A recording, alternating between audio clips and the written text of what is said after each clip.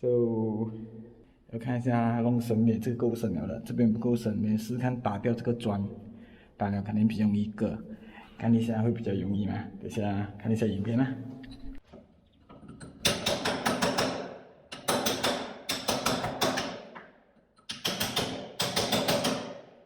用手是不可以的啦，等下我开电开机器来打一下看可不可以，应该是可以啦。